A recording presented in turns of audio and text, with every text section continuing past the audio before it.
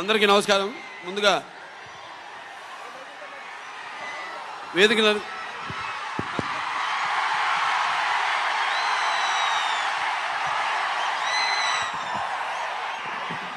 Thank you brother.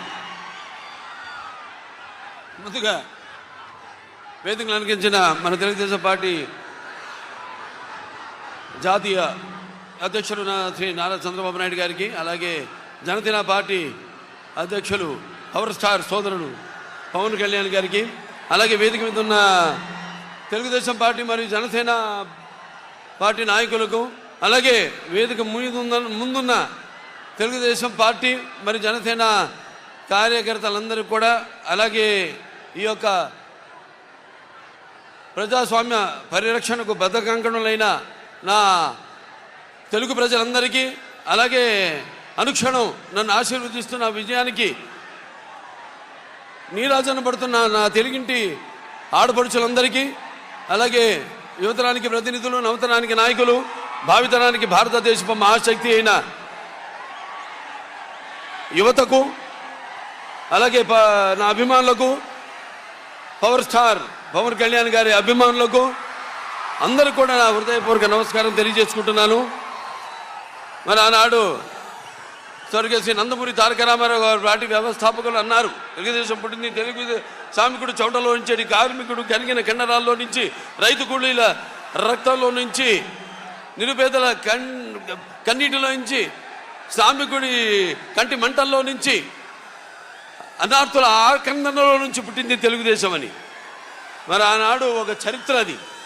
అంతకుముందు మనం చరిత్ర పుటల్లో ఏదో పుస్తకాల్లో చదివాము, ఎవరో చెప్తుంటే విన్నాము.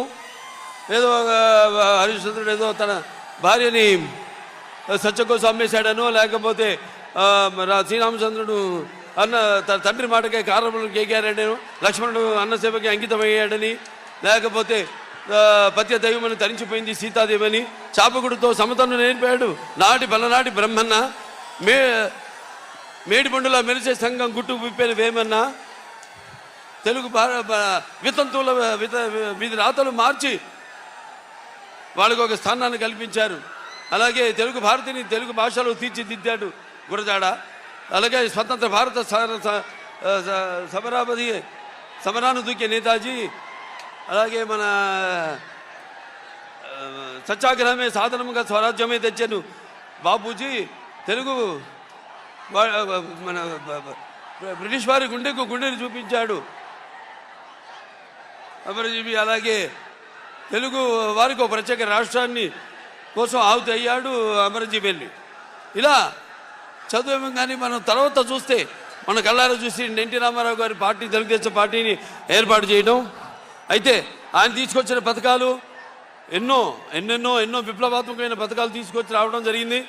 అలాగే వెనక అంతవరకు ఈ పదవుల్లో లేని, అధికారంలో లేని ఈ బడుగు బలహీన వెనకబడిన తరగతులు, అలాగే తాడిత పీడిత కులాలు, మైనారిటీలందరినీ కూడా చేయూతనిచ్చి తీసుకొచ్చి అధికార పీఠాన్ని మీద కూర్చోబెట్టిన మహానుభావుడు నందమూరి తారక రామారావు గారు. అలాగే నందమూరి తారక రామారావు తొరత ఆయన ఒక ముద్దు బిడ్డ అయిన తెలుగుదేశం పార్టీని నారా చంద్రబాబు నాయుడు గారు ఎంతో క్రమశిక్షణతో అదే పద్ధతిలో ముందుకు తీసుకెళ్తున్నారు. తెలుగుదేశం పార్టీకి ఉన్న బలం తెలుగుదేశం కార్యకర్తలు. ఏ ప్రపంచంలోనే ఏ పార్టీకి లేనని కార్యకర్తలు మన తెలుగుదేశం పార్టీకి ఉన్నారు. అటువంటి ఒక నిబద్ధతతో, ఒక అంకుట దీక్షతో, ఒక క్రమశిక్షణతో ఈ యొక్క పార్టీని ముందుకు నడిపిస్తున్నారు. అలాగే ఈ యొక్క రాష్ట్ర అభివృద్ధి కోసం, సంక్షేమం కోసం, అన్ని తరగతుల సంక్షేమం కోసం ఎన్నో అభివృద్ధి కార్యక్రమాలు అటు రామారావు ఉన్నప్పుడు దాంతో చంద్రబాబు నాయుడు గారి నాయకత్వంలో ఎన్నో అభివృద్ధి కార్యక్రమాలని, పథకాలని ప్రవేశపెట్టడం జరిగింది. ఇక చెప్పుకుంటూ పోతే కోకొల్లలు. ఇక ప్రస్తుతం ఉన్న ప్రభుత్వం చూస్తున్నాం, అన్ని వ్యవస్థలను నిర్వీర్యం చేసేసి ఇవాళ చంద్రబాబు నాయుడు గారు నాడు మనం ఇవాళ చూస్తున్నాం విద్యార్థులకి స్కూల్ ఫీజు రియంబర్స్మెంట్ లేకుండా చేసి, అలాగే డ్రిప్ ఇరిగేషన్ రైతులకైతేనేమి, ఇప్పుడు మేము హిందూపూర్, నేను మా రాయలసీమలో 90% ఆనాడు చంద్రబాబు నాయుడు గారు డ్రిప్ ఇరిగేషన్కి ఈ సబ్సిడీ ఇస్తే అలాగే 50 లక్షల ఎకరాల భూమికి ఆయన ఈ డ్రిప్ ఇరిగేషన్ ఇస్తే ఈనాడు అసలు మొత్తం ఆ రైతు ఉనికి లేకుండా చేస్తుంది ఈ యొక్క ప్రభుత్వం. ఇలా చూసుకుంటూ పోతే విద్యారంగంలో మన కిలోమీటర్కి ఒక ప్రాథమిక పాఠశాల, అలాగే ఒక 3 కిలోమీటర్లకి ఒక అప్పర్ హై స్కూలు, అలాగే 5 కిలోమీటర్లకి ఒక హై స్కూలు, అలాగే ఒక మండలానికి ఒక రెసిడెన్షియల్ స్కూలు. ఇలా చూసుకుంటూ పోతే అలాగే ఒక డివిజన్కి ఒక ఇంజనీరింగ్ కాలేజు, అలాగే ఒక మండలానికి, అలాగే ఒక జిల్లాకి ఒక మెడికల్ కాలేజు, ఇలా ఎన్నెన్నో ఇంజనీరింగ్ కాలేజీలను మెడికల్ కాలేజీలను ఇవ్వడం జరిగింది. అందరికీ వాళ్ళు చదువుకునే ఒక వెసులుబాటును కలిగించడం జరిగింది పేదవాళ్ళకు కూడా. అటువంటి వాళ్ళు మనం చూస్తున్నాం. ఏదో ఒక మహాకవి చెప్పిన కవిత్వం గుర్తుకొస్తుంది.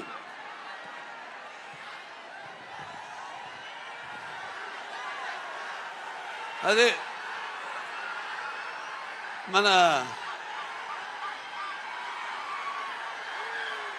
ఏ దేశ చరిత్ర చూస్తున్నా ఏముంది గర్వకారణం మానవ జాతి చరిత్ర సమస్తం పరపీఠ పరాయణం అని. ఇవాళ చూస్తున్నాం మనం. ఒక ఇష్టొచ్చినట్టు మాట్లాడుతూ అవహేళన చేస్తూ చేసిన వాళ్ళని వాళ్ళు చేసింది మెచ్చుకోకుండా వాళ్ళు చేయకుండా ఏదో కోడిగుడ్డు మీద ఈగలు పీకిన బ్యాచ్ కొందరు ఏదో పిచ్చి పిచ్చిగా మాట్లాడుతున్నారు. వాళ్ళని సూటిగా అడుగుతున్నాను, మరి మీరు చేసింది ఏమిటని. సరే మేము చేసింది ఎంతో మేము చూపిస్తాము, మీరు రాండి బాబాటి మనం దాని మీద చర్చిద్దాం. మీరు రన్నంటే వాళ్ళు రారు, కానీ ఇష్టం వచ్చినట్టు వాళ్ళు ఏదో అక్కడ అధికార పీఠం మీద కూర్చొని ఏదేదో వాళ్ళు ప్రగల్భాలు లేనిపోయి ఇవన్నీ గొప్పలు చెప్పుకుంటూ, అలాగే ఈ యొక్క ఏదైతే నాడు బ్రిటిష్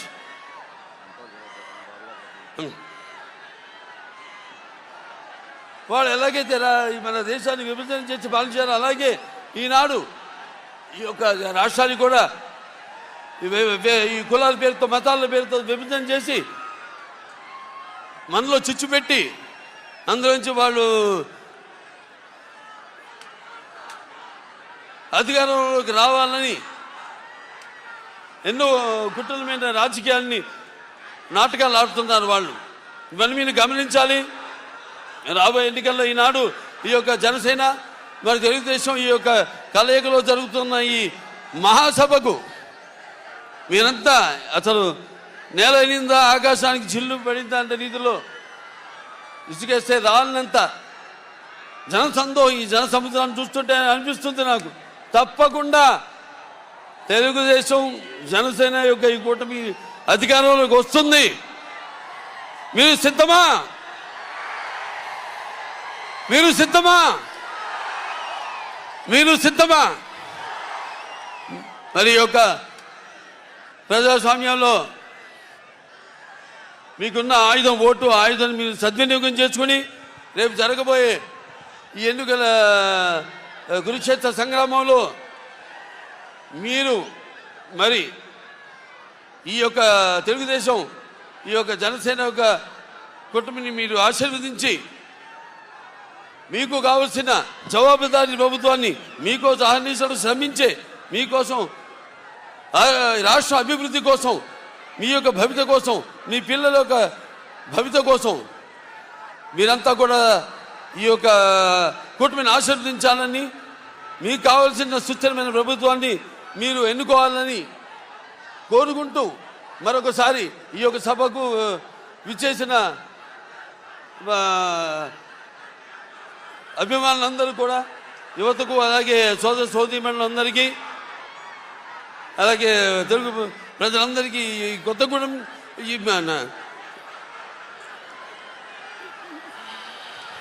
ఇక్కడ ఎంతో నాకు అనుభవం ఉంది ఈ యొక్క ప్రాంతంతో. ఒకప్పుడు మన వీరి